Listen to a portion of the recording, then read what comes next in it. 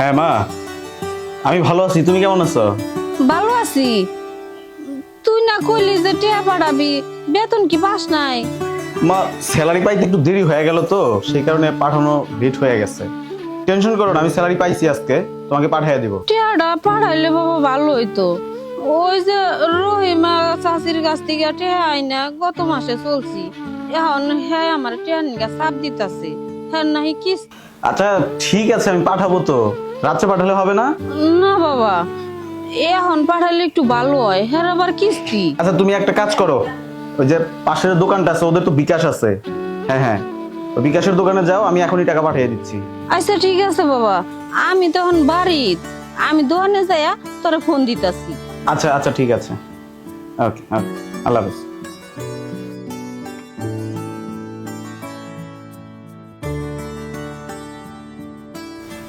দুলা ভাই, কি অবস্থা? দুলা ভাই, আমি না আপনার কাছে 10,000 টাকা চেয়েছিলাম। আপনি তো বলেন যে বেতন পাওয়ার পরে দিবেন, তো আপনি তো বেতন পেয়েছেন, তাহলে দেন। মাত্র 10,000 টাকা? আমি তোমার দুলাভাই, আর তুমি আমার একটা মাত্র শালিকা। তুমি আমার কাছে লাখ লাখ টাকা তো আর চাওনি, মাত্র 10,000 টাকা চেয়েছো। আমি যদি তোমাকে 10,000 টাকা না দেই তাহলে হবে? তুমি কোনো চিন্তা করো না, তোমার আপার কাছে গিয়ে বলবে যে আমাকে 10,000 টাকা দাও, আলমারি থেকেও 10,000 টাকা তোমাকে বের করে দিয়ে দিবে। সত্যি বলছো দুলা ভাই? আপুর কাছে বললেই দিয়ে দেবে? আমার লক্ষ্মী দুলা ভাই। তো আমার কিউটিটা কোথায় যাচ্ছে গো? আমার ফ্রেন্ডের বার্থডে, ওই জায়গায়। আপু যদি জানতে পারে খুব বকাবকি করবো, তুমি একটু ম্যানেজ করো। আর দূর বোকা, তোমার আপু কেন বকাবকি করবে? আমি আছি না। আচ্ছা তুমি আমার কাছে 10,000 টাকা চেয়েছিলে না? চাও আরো 5,000 টাকা বাড়িয়ে দিলাম, 15,000 টাকা নিয়ে যাও। এবার হ্যাপি?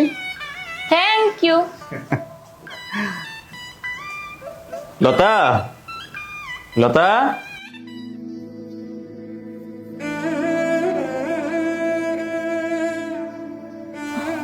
মোবাইল তো বন্ধ কয়, বন্ধ কয় কে? তুমি আমার একটা কথা বলো তো, তুমি কে যে আমার বোন চাঁদনিটারে বাউন্ডারি বেলায় ফেলবা? এটা তুমি কেমন কথা বললা? আমার একটা মাত্র শালি। তাই বলে যখন যা চাপে তাই দিবে তুমি? শোনো, সবকিছুর একটা লিমিট থাকে। না না না, এখানে লিমিটেশনের কিছু নেই। বললাম না, ও আমার ছোট বোন, আর একজন ছোট বোনের জন্য ভাই অনেক কিছু করতে পারে। আর এই বয়সেও একটু বন্ধু বান্ধবের সাথে আড্ডা দিবে, ঘোরাফেরা করবে, পার্টি করবে, এটাই স্বাভাবিক। তুমি না দিন দিন ওকে একদম মাথায় তুলে ফেলছো। তোমার যেটা ভালো মনে হয় সেটা করো। আচ্ছা ঠিক আছে, আমার শালিকে আমার যা মনে হয় আমি তো তাই করবো। বোকা, এক কাপ কফি দিও। কি ব্যাপার, এখনো রেডি হও নাই? রেডি আর কি হব, এখন পর্যন্ত তো পিকনিকের টাকাই গোছাতে পারিনি। কি বলো তুমি এসব? তুমি না গেলে কি হবে? সবাই তো ওই জায়গায় যাইতেছে, আর তুমি না গেলে কিন্তু আমার ভালো লাগবে না। কি করব, বাবা আমার সব অ্যাকাউন্ট সিজ করে দিয়েছে, এখন টাকা না পেলে আমি কিভাবে যাব? আমি জানতাম যে তুমি এরকম একটা সমস্যাতে পড়বে। এই আসার সময় দুলাভাইয়ের কাছ থেকে 10,000 টাকা নিয়ে এসেছি, আরো 5,000 টাকা বেগে আছে, লাগলে পরে দিব। নাও। চাঁদনি, তুমি আমার এতটা ভালোবাসো? শুধু ভালোবাসা না, তুমি চাইলে আমার জীবনটা দিয়ে দিতে রাজি আছি আমি। চাঁদনি, তুমি আমাকে এতটা ভালোবাসো? সত্যি? তুমি আমার লাইফে আসার পর থেকে আমার জীবনটা ধন্য হয়ে গেছে, আমি তোমাকে কখনোই হারাতে চাই না। চলো না আমরা দুজন বিয়ে করে ফেলি। আমার না মাঝে মাঝে অনেক ভয় হয়, কোনো অচেনা ঝড়ে তোমাকে যদি নিয়ে চলে যায় তখন আমার কি হবে? আমি তোমাকে ছাড়া বাঁচবো না তুষার।